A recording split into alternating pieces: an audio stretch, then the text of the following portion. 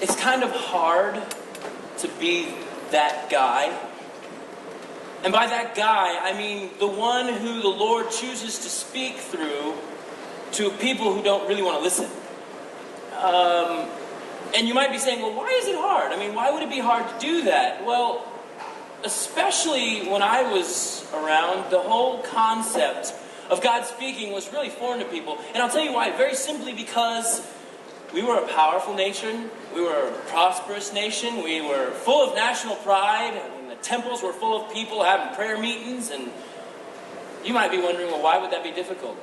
Why would it be hard to give God's messages to that people? Sounds right. Sounds good. Well, here's the deal. That power, that prosperity, that national pride, we had done it on our own. Completely apart from Him. It's like we had forgotten something. It's like those things that should have made it easy for me were actually making them very difficult. You know, I had thought and I had argued with God. I said, well, why couldn't I have been a prophet during a time when Israel was doing what they were supposed to be doing? Attaboy, Israel, keep doing what you're doing. Nobody likes to hear, stop doing what you're doing. Everyone hates that. So you can imagine why my job was a little difficult. Now, don't let the power and the prosperity fool you, because at the time, if you had enough money, you could get whatever you wanted. Whether it be in the government, you could bribe your way and you could get what you wanted that way. Or you know what, you could go to the temple and just pay off enough people and you would look spiritual.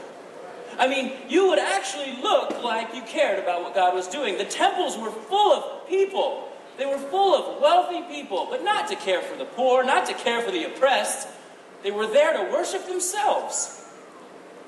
Say, look what I did. They had this outward appearance of righteousness, this outward, I want you to think I'm spiritual. But inside they were corrupt and nasty, and they could have cared less about God.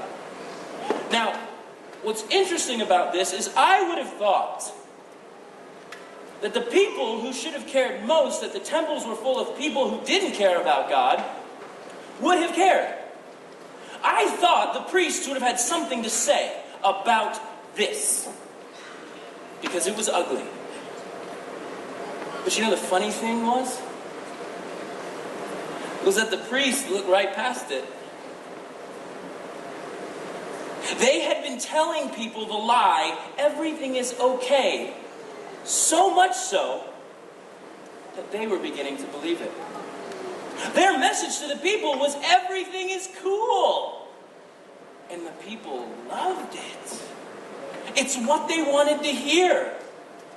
The priests were spoon-feeding them, just handing it to them. Everything's okay. No, it's not okay. Don't you see what's going on? Don't you see the people drinking themselves silly on the altar steps? Don't you see this? Don't you see the temple prostitutes? These people walking in and out of this building selling themselves to the highest bidder? Do you understand that there were people who would sleep with these people, sleep with these prostitutes, because they felt that it would guarantee growth in their businesses and in their crops and with their cattle and in their personal lives? Temple prostitution was a huge deal. And people were willing to pay big for it. We were a nation who was addicted, if you will, to cheap gods. And I literally mean cheap gods. I remember being in the marketplace watching this man with his own hands take a piece of wood, carve it down to a little statue, put it on his table, and label it a god. And then I watched a man walk up to this table, purchase this, and walk away. Anything you wanted in a god, you could get in my city. Anything. It's like I wanted to stand on something. I just wanted to jump off of a chair or onto a table and just say, psst, here's a clue. If you can make your own God with your hands, it ain't God. Like, I really did. I didn't know how to say it. I wanted to say it, but it was just one of those things where the Lord hadn't really said it to me yet. I knew something was going to come because I pay attention. And I've seen how our nation works. We're really good at listening to God, and then we listen to him for a little bit. And then we get powerful, and then we get prideful, and then we forget him. And then he says, don't forget me, and we say, we forgot you. And that's when the messages start coming. That's when the messages of Hosea, shut your mouth, responses come. Don't get me wrong. Things weren't perfect in our kingdom. Even our people knew that there was the rumblings of an Assyrian attack. A nation close to us wanted to come in, take from us what was ours, and destroy us. I kind of thought this was a good thing. Hey, this will get us back in our knees. This will get us saying, God, please help us. We have nowhere else to turn. But do you know what we did? We said, hey, Egypt, would you help us? We looked to the little nations around us. We're like, would you help us? We even wrote Assyria a letter begging them not to destroy us. Who's ever done that? We didn't even think about it. We didn't even look to God. It wasn't even a thought. And you know what was crazy? The reason he wasn't a thought is because everybody saw all the power and the money and all the wealth and all the stuff. We didn't look at him once. We'd completely forgotten him. There comes a time when you just get so fed up and frustrated you don't know what to say, but then it happened. I can remember sitting there, I remember just kind of being like, okay, God, you got to say something, because I got to say something. I don't know what to say, but you got to say it. You got to say it. And I remember watching the other prophets, because it was a big deal when the Lord spoke. And you don't forget the first time he speaks. You don't. I remember it. I was sitting there. I was writing. I was praying. I was going, God, please do something. And then he did it. He said, Hosea. It's like, this is it.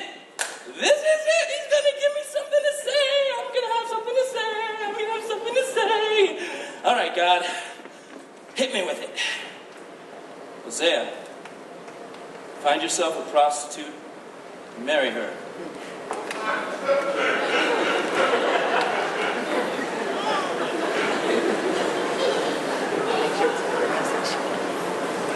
I'm not... Okay, maybe it was the excitement and the blood rushing to my head that you were going to speak.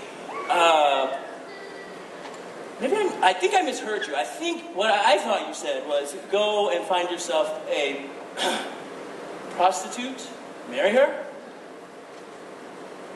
I did.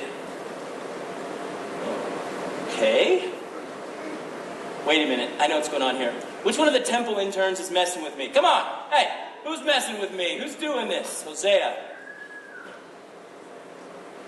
Oh, you're serious.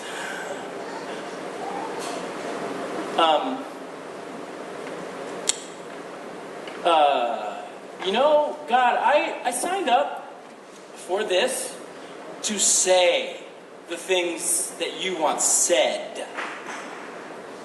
I didn't sign up to marry a prostitute. That was not in the description of the job. I thought maybe that would get me off the hook. No. He just kept saying it. Find yourself a prostitute and marry her. Okay. And then he added this little ditty to it. He said, and make her the mother of your children. All right? God, you and I got to have a gloves off talk. Do you understand? Okay. Do you want both of my parents to die of a heart attack at the same time? Because, is that what you want? There's got to be a better way to kill my parents than that. A quicker way, less painful way. Because they're going to die. And then I started thinking about my friends and what they would say, and then my mom's friends. I could hear their conversations right now. I can hear them still. Your boy Hosea. Is he a little crazy? Is he the one that walks around with the Velcro shoes, making the pirate hats out of parchment? Is he the crazy guy in town? I just didn't understand it. I was like, God, why? How? He kept saying it. Find yourself a prostitute and marry her and make her the mother of your children. And then he said, here is why. Because the whole nation of Israel has become an unfaithful wife to me, a faithful husband. I got it. That thing that I was going to say was actually going to be spoken with my life. My life was going to be a picture for the nation to watch. And boy, did they watch, because it was all over the media. It was everywhere. Now, in my circle of friends and the people I run with, I really didn't run up to them and say, hey man, where do you find a prostitute at this hour? Doesn't sound really good with most that I ran with at the time. And because temple prostitution was everywhere, it wasn't really hard for me to find her. I remember seeing her first time. You ready for this? Gomer. Yes, Gomer. She was as rough as the name sounded. Big hair, gaudy jewelry, lots of makeup, high heels. She actually carried this giant purse with her, which I found out later she carried bricks in it to smash unruly customers with. And she actually had quite a few. I remember our first conversation, and it went about as well as it could have. I walked up to her. I introduced myself. She used words that I had never heard before in my entire life. Scared me, and I walked away. That was it. But what was funny about it was God, he kept saying, pursue her as I have pursued you. Pursue her as I have pursued you. And what was crazy about this whole thing was I started to understand that she had never really understood pursuit. In the line of business that she was in, she'd understood being conquered, not being pursued. So it was foreign to her. So I pursued her. Brought her flowers, brought her perfumes, jewelry. I wrote her poems. She thought they were cheesy. I even brought my ghetto blaster down there and held it over my head. Played her a song in front of all of her friends. She was embarrassed by it, but I could see something happening. Walls were coming down. It was crazy to watch, but I was getting closer. And what was funny, our wedding, it's probably what you would have pictured in a prophet and a prostitute wedding. Crowd was pretty rough, but, her parents weren't there. She had no family. My parents weren't coming. But the media was there. They were taking pictures. Headlines were already started. They were calling us the prophet and the prostitute. It was a catchy name. It was kind of starting to tick me off a little just because, yeah, that's what she did, but that's not who she was anymore. We were starting new.